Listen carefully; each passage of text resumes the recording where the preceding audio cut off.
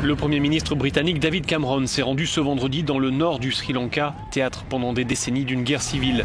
Il est le premier dirigeant étranger à s'y rendre. Son convoi a été brièvement bloqué par des femmes tamoules ayant perdu des proches durant le conflit. Elles voulaient attirer l'attention du chef du gouvernement britannique sur la situation dans la région. Les revendications séparatistes tamoules ont été réprimées dans le sang par l'armée. En 2009, les autorités ont annoncé la fin de la guerre. Mais la population tamoule se dit toujours victime de discrimination. Le Premier ministre britannique y a fait référence dans une interview ce jeudi à la veille de son arrivée au Sri Lanka. Il y a des questions très sérieuses qui attendent des réponses, a-t-il dit, notamment la question des violations des droits de l'homme au Sri Lanka, le fait que tant de personnes aient disparu, le fait qu'il n'y ait pas de règles garantissant la liberté de la presse.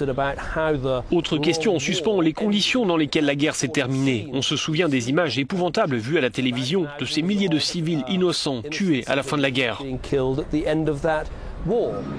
C'est dans ce contexte que se tient le sommet du Commonwealth à Colombo, la capitale. Le Sri Lanka est une ancienne colonie britannique. Les hôtes sri-lankais veulent faire de ce rendez-vous une vitrine du renouveau du pays. C'est en partie raté. Plusieurs pays, le Canada, l'Inde et l'île Maurice, n'ont envoyé aucun représentant à ce sommet. Un boycott pour dénoncer la situation des droits de l'homme. La reine d'Angleterre est pour la première fois représentée par son fils, le prince Charles. Le sommet s'achèvera ce dimanche.